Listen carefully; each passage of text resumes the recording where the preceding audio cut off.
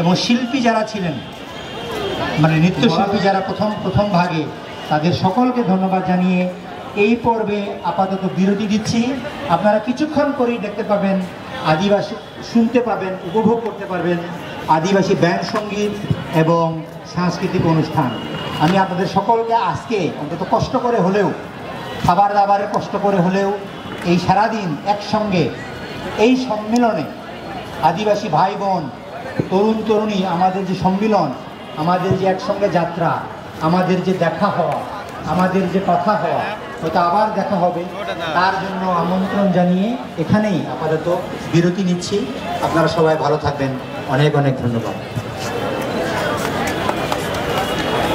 ধন্যবাদ জানাই বাংলাদেশ আদিবাসী ফোরামের সম্মানিত সাধারণ সম্পাদক মহোদয়ের